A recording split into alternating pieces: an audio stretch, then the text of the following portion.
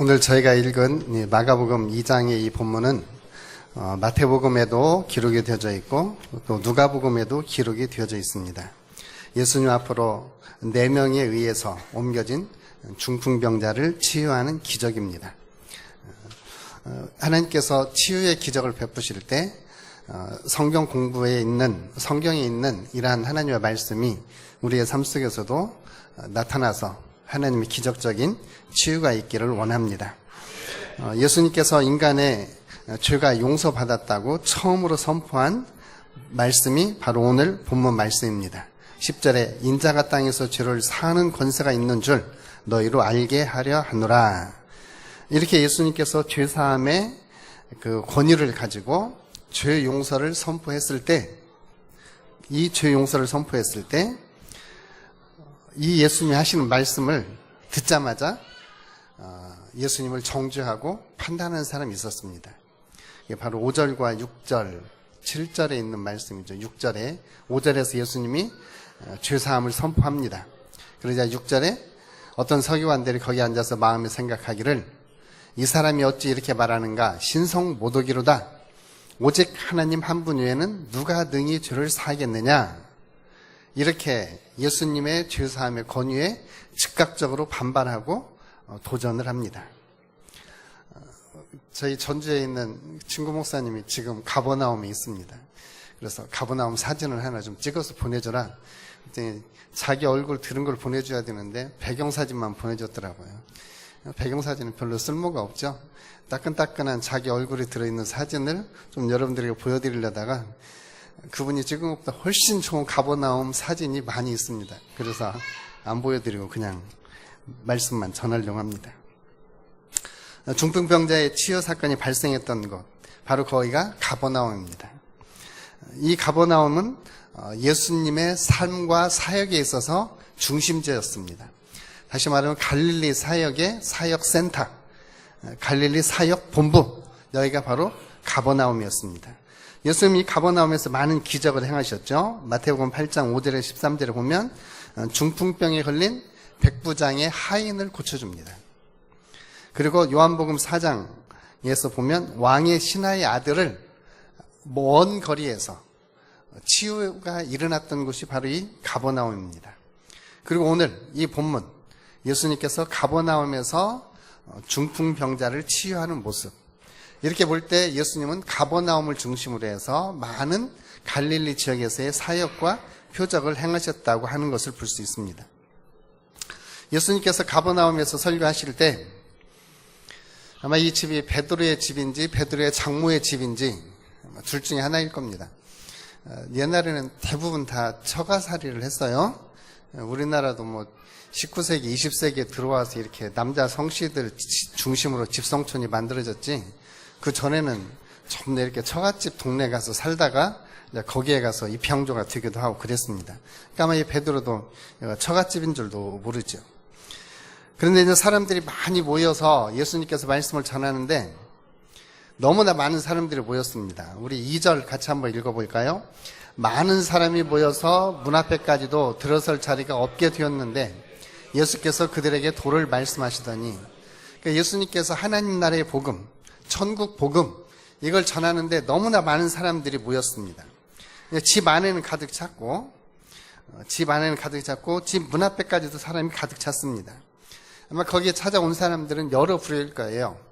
떡 얻어먹어서 배부른 사람도 있을 것이고, 혹시 예수님의 소문이 진짜인가 확인하러 온 사람도 있을 것이고, 또 어떤 사람들은 정말 간절한 마음으로 예수님의 입에서 나오는 하나님 나라의 복음을 듣기 위해서 온 사람도 있을 겁니다. 여하튼 어떤 사람이 왔든지 이번에 예수 안 보면은 다시 볼 기회가 없을 수 있는 사람들도 있어요. 그래서 사람들이 예수님 주변으로 꽉 차 있습니다. 이때 예수님께서 계속해서 말씀을 전하십니다. 예수님의 인기가 굉장히 표준으로 하면 예수님의 인기가 하늘처럼 솟았고, 요즘 애들 말로는 아이돌처럼 사람을 몰고 다니는 이런 인기인이 된 거죠. 근데 예수님께서는 그런 사람들의 인기와는 별로 관계없이 꾸준하게 계속해서 하나님의 복음을 전하시면서 사람들이 하나님이 개입하셔야만 할 수 있는 하나님의 일, 사람들로서는 할 수 없고 하나님이 개입하셔야만 할 수 있는 하나님 나라의 사역을 예수님은 계속해서 수행을 하십니다. 그것이 예수님에게는 하나님 나라의 복된 소식이었고, 예수님께서 이 하나님 나라의 복된 소식을 전할 때에 따르는 표적으로 예수 그리스도의 복음이 확실함을 확증을 해주셨습니다.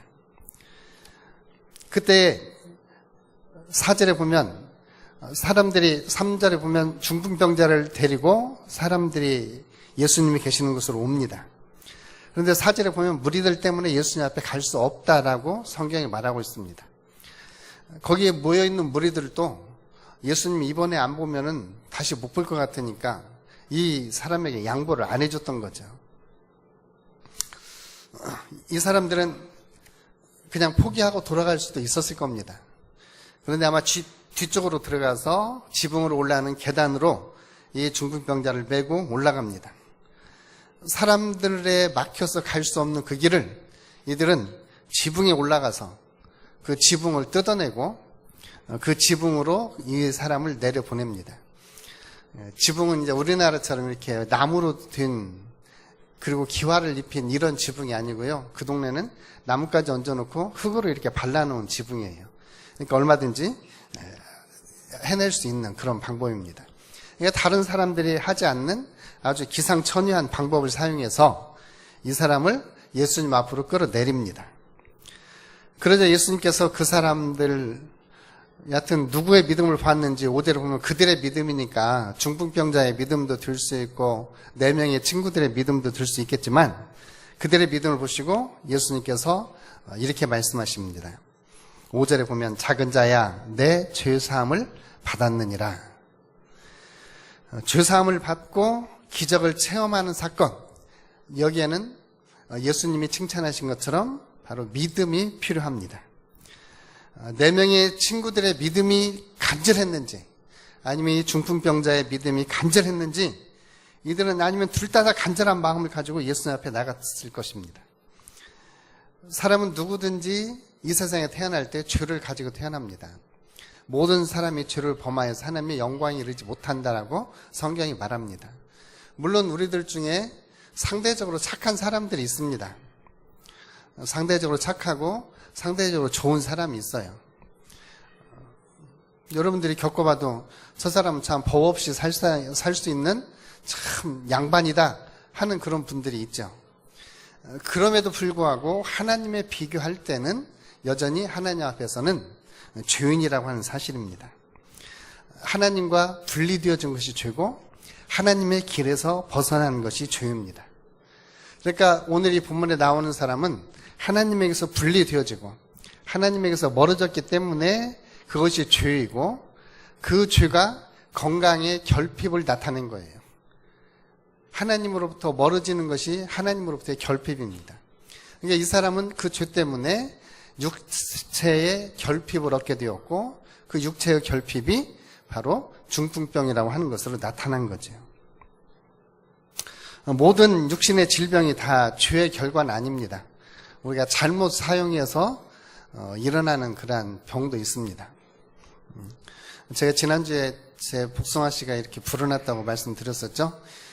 열심히 안수하면서 기도했는데 안 나왔어요. 그래서 우리 집사님한테 날 받아놓고 치료 받으려고 날을 받아놨습니다. 그 날 안에 또 하나님이 낫게 해주시면 낫겠지만 이미 하나님께서 의학이라고 하는 일반 은총을 통해서도 우리를 치유를 하십니다. 치유를 하시기 때문에 일반 은총의 도움을 받아서 건강할 수 있는 것은 건강을 얻으시고 안 되는 것은 전적으로 하나님을 신뢰하고 하나님의 도움을 받으셔서 건강하게들 사시기를 주님의 이름으로 축복을 합니다. 모든 게 죄의 영향 때문에 아픈 건 아니에요. 저도 왜 아픈지를 모르겠어요. 넘어져서 그것이 불어난 것인지, 또 등산화를 신어서 이렇게 등산화가 발목까지 싸잖아요. 그래서 이 등산화 때문에 생긴 것인지 잘 모르겠습니다. 아니면은 하나님께서 쓰잘데기 없는데 돌아다니지 말라고 이렇게 아픈 것인지 모르겠습니다. 여하튼 하나님께서 우리들 가운데에 하나님의 치유와 하나님의 은혜를 베풀어 주기를 원하십니다. 그 중에 하나가 죄 용서를 선포하고 그 죄 용서의 선포를 통해서 치유가 되는 것입니다. 오늘 이 예수님께서 치유하신 이 사건을 통해서 예수님께서 우리에게 가르쳐 주시는 것이 무엇일까?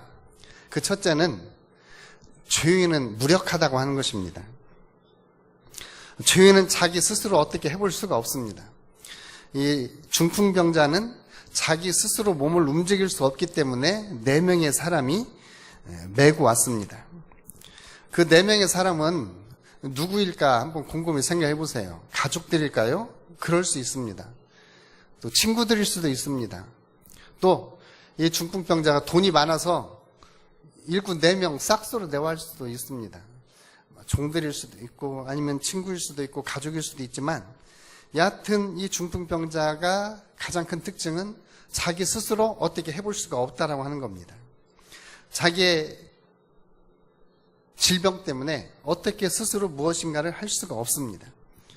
그가 아무것도 할 수 없다고 하는 것 자체가 그의 삶을 황폐하게 만드는 겁니다.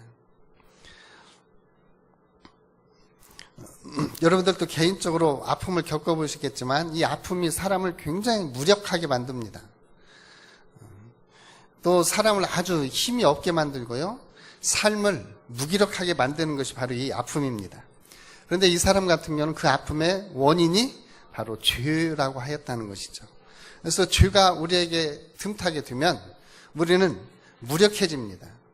죄가 우리를 무엇도 할 수 없게 우리를 억조이는 것이, 얽매는 것이 바로 죄입니다. 그래서 예수님께서는 이 중풍병자 그 사람을 보고 또 그 친구들의 모습을 보고 그들에게 선언을 합니다. 5절 말씀처럼 작은 자야 내 죄사함을 받았느니라. 어쩌면 이분은 예수 앞에 나오기 전에 의학적인 도움을 다 받아봤을 것입니다. 성경 시대에도 의사들이 있었어요. 지금만 의사 선생님들이 있는 게 아니고 성경 시대에도 어디서 볼 수 있느냐면 우리 마가복음 5장에 보면 12의 혈루증 앓는 여인이 있습니다. 그 여인이 많은 의사에게 괴로움을 당하고 효험이 없었다라고 이야기합니다. 오늘날 말하면 고질병인 거죠. 낫지가 않는 병. 그러니까 그 낫지 않는 병에 재산을 많이 탕진했다라고 볼 때 그 당시에도 의사들이 있어서 병자들을 치유를 했어요. 이 중풍병자가 예수님 앞에 나올 정도, 이 정도의 여력을 가지고 있다면 그동안에 많은 의학적인 도움을 받아봤을 것입니다. 그럼에도 그의 중풍병은 치료가 되지 않았던 거죠. 왜냐하면 이 사람의 육체의 질병은 육신의 질병의 원인이 아니라 그의 질병의 원인은 죄에 있었기 때문입니다. 그리고 예수님은 그 죄사함의 권위를 가지고 이 죄를 선포해서 이 사람은 치유를 얻게 된 것입니다. 때때로 죄는 우리의 삶 속에 침범을 해서 우리를 이렇게 무기력하게 만들 수가 있습니다. 그런데 그 죄의 문제를 해결해 줄 수 있는 유일하신 분은 바로 예수님 뿐입니다. 그래서 우리가 찬송가에서처럼 죄에서 자유를 얻게 함은 주의 보혈, 주의 능력입니다. 예수님의 보혈과 예수님의 능력이 이 죄로부터 죄인을 자유케 하는 것입니다. 그래서 오늘 우리들도 우리를 엄습해오고 우리를 얽매이는 이 죄로부터 예수님의 이름으로 자유함을 얻기를 주님으로 축복합니다. 이 죄인은 예수님 앞에 나가야만 이 죄의 문제를 해결할 수가 있습니다. 이 4명의 친구에 의해서 중풍병자는 예수님 앞으로 나왔습니다. 아마 예수님에 대한 소문을 전에 들었을 거예요. 예수만 만나면 어떤 병이든지 나을 수 있다. 우리가 마태복음 4장에서 그러잖아요. 예수님께서 모든 병을 고치셨다. 모든 질병을 고치셨다. 그러니까 예수님의 그 질병을 고치는 소문을 이 사람은 들었을 겁니다. 12의 혈루증을 앓는 여인 치유된 것도 들었을 거예요. 예수님의 옷자락만 붙잡아도 치유된다라고 하는 소문을 듣고 예수님을 전적으로 신뢰하고 예수님 앞에 나갔습니다. 우리는 예수님 치유해 주세요 기도하면서 안 났으면 병원에 가서 치료받으면 되지 하는 뒷심을 가지고 기도할 때가 많습니다. 혹시 여러분들은 안 그러시나요? 저도 혈압약 먹기 전에 하나님 은혜 가운데 혈압이 안 오르게 해줄 줄로 믿습니다 해가지고 가슴이 두근두근 해가지고 가서 혈압을 재보면 혈압이 150. 기도하고 하면 더 혈압이 올라가는 것 같아요. 나중에 그냥 포기하고 약 먹자. 약 먹으니까 혈압은 유지되는데 혈관은 뭐 깨끗해지는지 어쩌는지는 모르겠어요. 그냥 혈압 숫자는 유지가 되지만 혈압의 근본적인 원인이 치유됐는지 어쩐지는 그 부분에 대해서는 모르겠습니다. 그러니까 우리는 기도하면서도 뒷자락 깝니다. 안 되면은 병원에 가서 낫지. 그런데 지금 이 사람은 병원에 가서 안 낫았어요. 예수님 앞에 나오는 이후에 다른 길이 없습니다. 예수님 앞에만 나가야 낫겠다고 하는 믿음이 있었어요. 히브리서 기자가 말하는 것처럼 믿음은 바라는 것들의 실상이고 보지 못하는 것들의 증거입니다. 우리가 하나님 앞에 나가는 사람들, 이 사람들은 반드시 믿음을 가지고 나가야 된다. 그리고 하나님이 자기를 찾는 자들에게 상 주시는 인심을 믿고 이 믿음을 가지고 예수님 앞에 나가라. 오늘 이 중풍병자는 예수님이 자기에게 치료라고 하는 상 주심을 믿고 그는 예수님 앞에 나갔던 겁니다. 그때 예수님께서 이 사람을 완전하게 치유를 해주신 것입니다. 오늘 저와 여러분들 또 우리의 문제들을 가지고 예수님 앞에 나아가서 오늘 이 5절 말씀을 예수님의 입으로부터 같이 들으시는 은총이 있기를 축복합니다. 작은 자야 내 죄사함을 받았느니라. 바로 예수님께서 사죄를 선언하시는 순간 이 사람의 육체에 있던 질병이 고침을 받은 겁니다.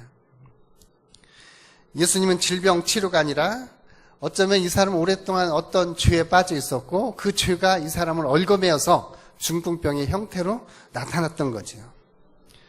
그런데 예수님께서 죄를 사해 주심으로 이 사람은 죄의 육신의 질병의 궁극적 원인이 해결이 되어진 것입니다. 이 궁극적인 이 사람을 얽어맸던 이 중풍병은 바로 죄에 있었던 거죠. 그래서 예수님께서 죄를 사해 주시는 이 권능으로 이 사람의 죄를 사해 주십니다. 그러면서 10절처럼 선언을 하죠. 인자가 땅에서 죄를 사하는 권세가 있는 줄 너희로 알게 하려 한다. 예수님은 땅에서 죄를 사하는 권세가 있습니다. 그 죄 사함의 권세를 가지고 예수님은 이 중풍병자의 죄를 사해 주셔서 그 즉시로 나음을 얻게 되었습니다. 오늘 우리들의 죄의 문제를 궁극적으로 해결해 줄 수 있는 분은 예수님밖에 없습니다. 그래서 우리 모두 예수님 앞에 나아가서 우리의 죄의 사함을 받고 예수님이 주시는 이 상주심, 오늘 중풍병자에게는 치유라고 하는 상, 오늘 시대 우리 학생들에게는 지혜라고 하는 상, 우리 장년 성도님들에게는 하나님의 건강과 하나님의 인도하심, 또 어떤 고난과 어떤 어려움이 있어도 예수님의 십자가를 보고 승리하는 이런 은혜들을 주시기를 주님으로 축복을 합니다. 예수 옆에 나갈 때는 장애물들이 있습니다. 예수 옆에 나갈 때 장애물을 넘어서 예수님께 가는 것이 필요합니다. 가장 먼저 오늘 이 4명의 사람들이 예수님 앞에 갈 때 방해받았던 게 뭐예요? 무리들이에요. 사람들. 때때로 우리가 하나님 앞에 나가는데 가장 큰 방해가 되는 것이 사람들일 수 있습니다. 예수 안 믿는 사람 우리가 예수 믿는데 방해 별로 하지 않습니다. 어차피 방해 못합니다. 같이 안 나오니까. 그런데 예수 믿는 사람들이 예수 믿는 사람이 예수님 앞에 갈 때 방해물에 들 수 있습니다. 그래서 우리는 주기도문이 필요합니다. 우리를 시험에 들게 하지 마옵시고 저 방해에서 저 악에서 우리를 구하옵소서. 많은 사람들이 이 중풍병자가 예수님 앞에 나가는 것을 방해를 했습니다. 왜냐하면 자기들도 갈급한 문제가 있기 때문에 이 사람에게 길을 양보해 줄 만한 마음의 여력이 없어요. 그래서 그 사람들을 통제하고 길을 열고 예수 앞에 나가는 것이 어쩌면 불가능했을 것입니다. 우리들도 예수 앞에 나갈 때 때로는 더 막 갈급한 사람들이 우리가 예수 앞에 나가는 것을 때때로는 이렇게 허락해 주지 않을 때가 많습니다. 내가 먼저 예수님 앞에 은혜 받아야 되니까, 내가 먼저 문제 해결 받아야 되니까. 그래서 저와 여러분들은 좀 이런 마음을 좀 가지셨으면 좋겠어요. 네가 먼저 해결받아야 되니까. 네 문제가 먼저 해결받아야 되니까. 이런 마음을 가지고 예수님께 나아갈 수 있는 길을 열어주시는 하나님의 사람들이 됐으면 좋겠습니다. 우리가 가는 길은 시온의 대로와 같은 길입니다. 다른 사람들에게 좀 잘 가라고 꽃길을 깔아주는, 그걸 꽃길을 걷는다고 그러더라고요. 요새 꽃이 많이 피었습니다. 그래서 이 다른 사람들의 꽃길을 열어주는 하나님의 사람들이 되는 이런 은혜가 같이 임했으면 좋겠어요. 또 우리가 예수 앞에 가는데 방해되어지는 것이 바로 재산입니다. 지금 예수님이 이렇게 말씀을 가리키는 집은 베드로의 집일 수 있어요. 베드로의 집이 1차, 2차, 3차 이렇게 결정 확장했던 그런 모습도 그 지역에 가서 보면 볼 수가 있는데요. 이 집의 지붕을 뜯어내고 예수님을 달아내리는 것은 상당히 많은 재산상의 손해를 일으킬 수 있는 것입니다. 그럼에도 불구하고 이들은 예수 앞에 나가기 위해서 그 정도의 재산을 사용을 했던 거죠. 오늘 저와 여러분들도 예수 앞에 나가는데 이 재물이 걸림돌이 될 수 있습니다. 어떤 젊은 사람이 예수 앞에 나와서 내가 어렸을 때부터 하나님의 말씀을 잘 지켰습니다. 계명 다 지켰습니다. 그러니까 예수님께서 사랑해서 그를 보시면서 내 재물을 팔아서 가난한 자에게 주고 나를 따르라 했을 때 그 부자는 재물이 심히 많은 거로 근심하면서 예수님을 떠났다고 이야기합니다. 이렇게 예수님을 떠나는 사람도 있고 또 우리가 중세기의 많은 성자들을 보면 성 아사시의 프란시스 같은 분들은 자기의 재산을 다 팔아서 가난한 자에게 주고 예수님을 따른 사람들도 있습니다. 우리가 오늘 그런 분들을 성자라고 이야기를 하죠. 우리가 예수님 앞에 나갈 때 우리가 방해받는 그 요인 가운데 하나가 바로 재물이라고 하는 것입니다. 그리고 우리가 예수님 앞에 나가는데 또 하나의 장애물들은 6절에 있는 서기관들입니다. 당시의 종교인들이라고 볼 수 있죠. 바리새인이나 서기관들, 이 사람들은 이 사람이 치유되는 것이 못마땅했습니다. 예수님이 하나님이라고 하는 것을 믿지도 않았을 뿐만 아니라 중풍병자가 치유되는 것 자체가 싫었어요.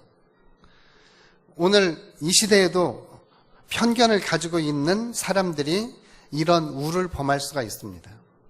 하나님이 하시는 일, 하나님이 하시는 그 역사를 보지 못할 때 오히려 그것이 장애물이 되고 하나님의 은혜의 자리에 나가는데 방해물이 될 수도 있습니다. 오늘 이런 방해물들을 다 극복하고 예수 앞에 나간 이 중풍병자와 그의 친구들, 그들은 예수님 앞에 죄사함을 선언을 받고 그 죄사함의 결과로 육체의 질병이 치유되는 기적을 체험을 했습니다. 오늘 저와 여러분들도 하나님 앞에 나가는데 방해물들이 많이 있을 수 있습니다. 장애물들이 있을 수 있습니다. 사람이 걸림돌이 될 수도 있고 재물이 걸림돌이 될 수도 있고 때로는 우리 신앙인들이 걸림돌이 될 수도 있습니다. 신앙인들이. 그래서 예수님은 우리에게 선언을 해주십니다. 5절 말씀, 작은 자야 내 죄사함을 받았느니라. 오늘 저와 여러분들에게 죄사함의 이 은혜를 통해서 구원과 치유 그리고 하나님의 이 기적을 체험하는 역사가 우리의 삶의 현장에서 다시 한번 일어나기를 주님으로 축복합니다. 성경 시대의 기적은 오늘 이 시대 우리들에게도 동일하게 일어날 수 있습니다. 예수님이 말씀하시고 예수님이 선언하시면 이 기적은 오늘 우리 가운데도 동일하게 일어나리라고 믿습니다. 예수님으로부터 작은 자야 죄의 사함을 받았느니라. 이 음성을 들으시고 이 음성을 통해서 우리의 삶의 매듭들이 그리고 죄의 결박들이 풀어지고 그러므로 우리의 육체가 우리의 영혼이 온전히 자유함을 얻으시기를 주님의 이름으로 축복합니다. 기도하겠습니다. 아버지 하나님 고맙고 감사합니다. 오늘 주신 말씀 우리의 마음에 새기고 죄사함의 이 권능이 오늘 우리 가운데도 일어나서 우리의 삶을 얽매이는 이 죄의 열매들, 죄의 결과들 그리고 하나님으로부터 분리되어진 이 결핍들이 예수님으로부터 체험받고 우리의 문제들이 해결되고 풀어지는 은혜가 있게 하여 주옵소서. 주님 감사합니다. 예수님의 이름으로 기도합니다. 아멘.